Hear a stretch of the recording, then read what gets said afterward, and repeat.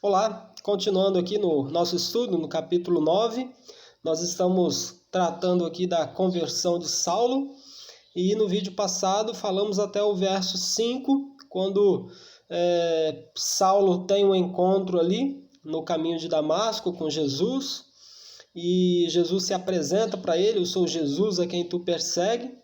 E aí no verso 6 é o verso que nós vamos dar continuidade, é quando Paulo, ele atônito, sem entender nada do que aconteceu, tremendo, né, com muito medo, ele ali atordoado, não entendendo o que aconteceu, era algo incomum, jamais visto por ele, jamais vivido, jamais vivenciado. E aí ele todo trêmulo, ele levanta e pergunta: Senhor, o que queres que eu faça, né? Ele tinha uma ideia clara de que era Jesus, até porque Jesus tinha se apresentado para ele no verso anterior, e ele entende, né, que aquilo era um mover, né, de Deus na vida dele, era era algo assim que Deus havia provocado ali, era Deus se manifestando, era o próprio Jesus Cristo ali se manifestando a ele, e ele entende isso, né? E ele pergunta: o que queres que eu faça, Senhor? Então Paulo, ele tinha uma ideia muito clara de que era Jesus Cristo quem fazia, né, aquela obra. Então, a obra que o Espírito Santo faz na vida de Saulo, nesse momento ali, era tão forte que ele ficou convencido de que realmente era Jesus Cristo que falava com ele. Ele ficou convencido de que a igreja que ele perseguia era de Jesus Cristo, era o próprio Jesus Cristo. E aí ele levanta cego, não enxergando nada, né? Ele precisou ser guiado pela mão. Os homens que estavam com ele não viam nada, apenas ouvia a voz. E aí, tomando, né, Saulo pelas mãos, conduz ele para a estrada, para a entrada ali de Damasco. É interessante que tem pessoas que resistem tanto à voz de Deus, são tão endurecidas, né, ao agir do Espírito Santo de Deus, que elas precisam passar, né, por um aperto muito grande, elas precisam passar por um medo, precisam levar um susto, para só assim se renderem aos pés de Jesus. Só assim ficarem convencidas de que elas, sem estar na presença de Deus, elas não são nada. Só assim elas ficam convencidas de que elas precisam estar num lugar seguro, e esse lugar seguro ele será nos braços de Jesus. E isso aconteceu com Paulo, né? Endurecido, perseguidor, achando que estava defendendo a sua religião verdadeira, mas quando acaba estava prejudicando os cristãos, atrapalhando a obra de Cristo e perseguindo o próprio Jesus, conforme nós falamos no vídeo passado, né? Então, aqueles homens que estavam com ele pega Paulo pela mão e o conduz. Então, interessante que Saulo, ele entrou sim em Damasco, mas não da maneira que ele quis, mas sim da maneira que Deus quis, né? Não da maneira que ele queria, mas da forma que Deus quis. Ele queria entrar como? De forma violenta, agredindo, apanhando os cristãos, prendendo e levando eles de volta para Jerusalém para prisão. Mas Deus faz ali todo aquele alvoroço na vida dele, aquele mover do Espírito Santo na vida dele, e ele entra pianinho, ele entra cego, ele entra carregado, né? Ele entra ali humilhado, né? Humilhado para depois ser exaltado.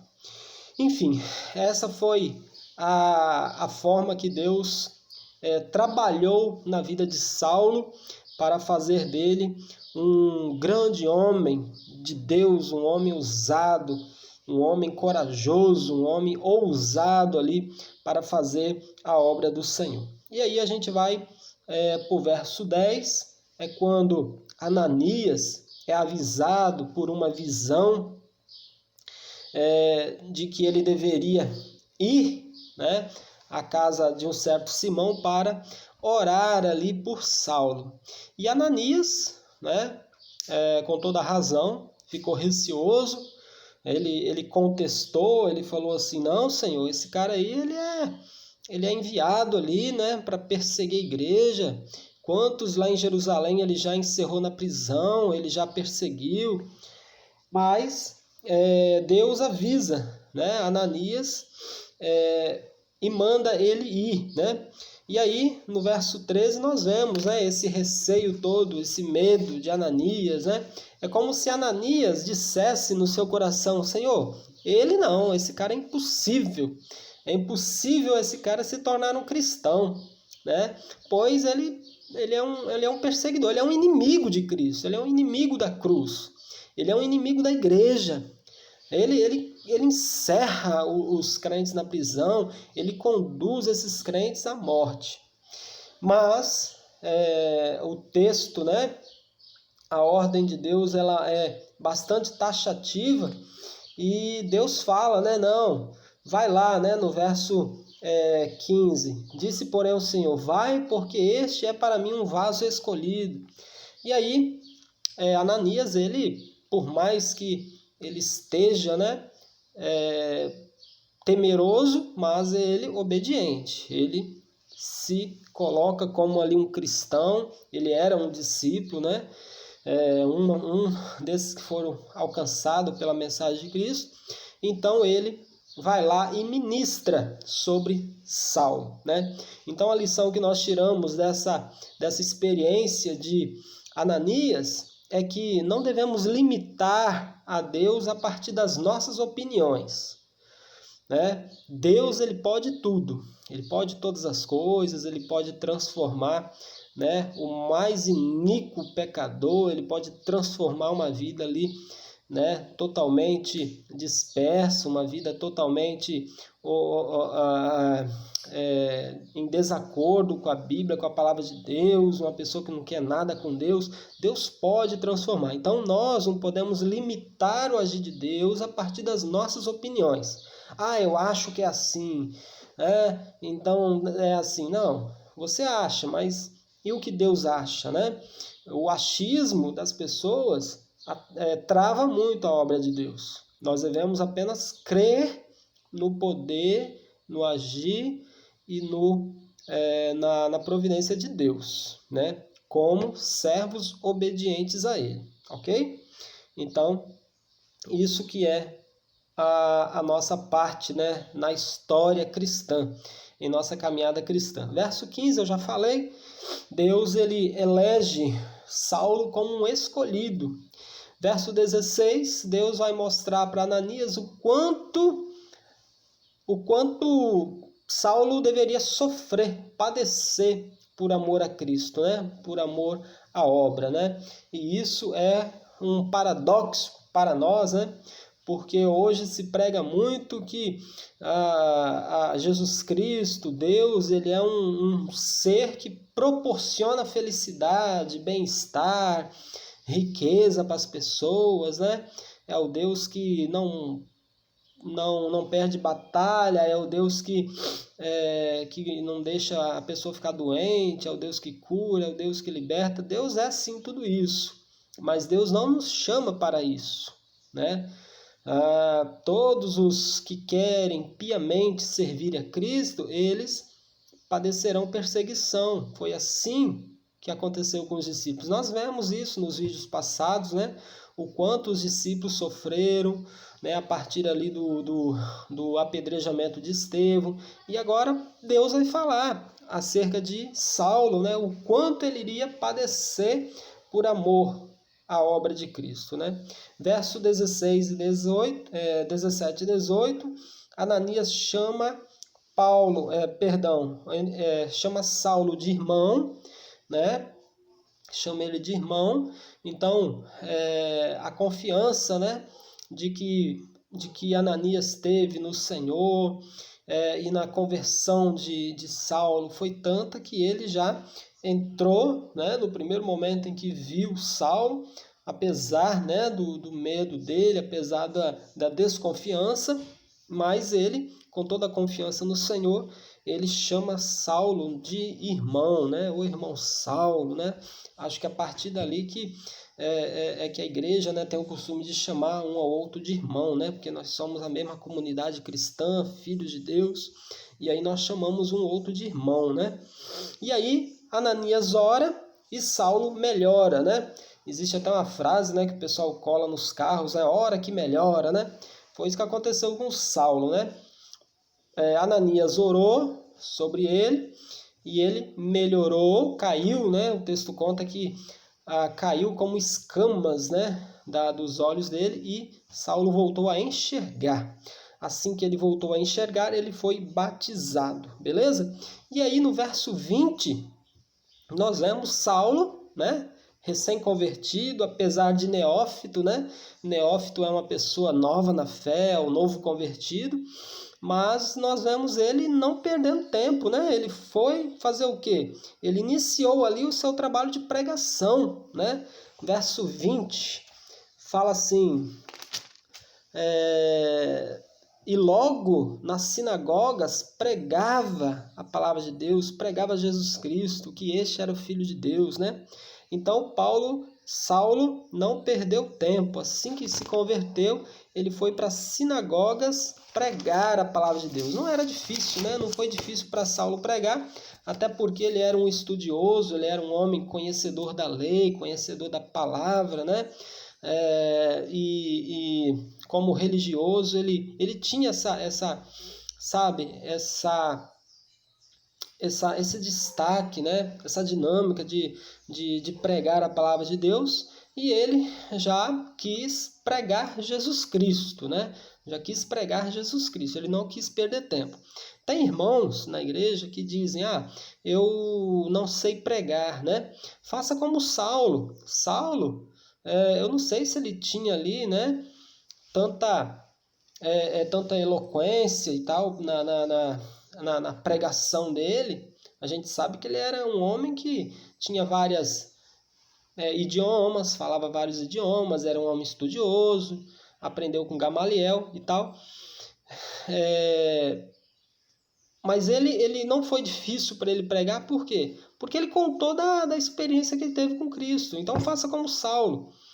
Eu não sei pregar não. Conte da experiência que você teve com Jesus. Fale o que Deus fez na sua vida.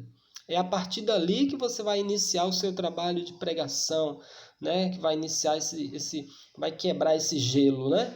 Daqui a pouco você vai estar pregando a palavra de Deus. É assim, né, que a coisa funciona. Começa a falar do amor de Cristo, começa a falar daquilo que Deus fez na sua vida, começa a falar das suas experiências com Deus, e isso aí, né, vai ser a sua pregação, beleza? Saulo, ele não perdeu tempo, ele já quis logo pregar Jesus Cristo, né? Verso 21 e 22, as pessoas duvidaram, tá? Que Saulo, né, se converteu realmente, porém, eles viram a transformação, né? Foi a pregação de Saulo seguida da sua transformação, ok? Então a nossa pregação, nós, né, somos líderes, né, pessoas ali pregadoras da palavra de Deus, a nossa pregação deve ser acompanhada da nossa vida mudada. Não adianta nada a pessoa querer pregar sem ter vida, né? Você não deve pregar se você não tiver vida no altar.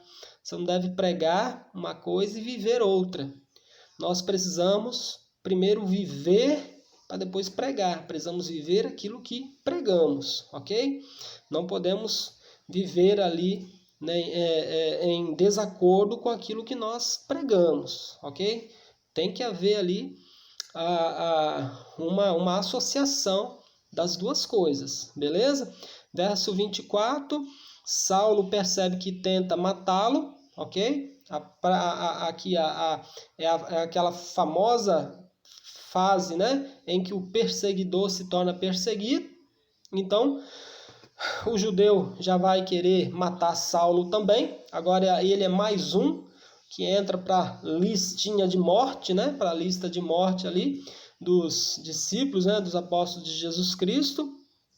E aí, verso 25 nos dá conta de que desceram Saulo por um cesto, dentro de um cesto, desceram ele pelo muro para ele fugir de Damasco, né?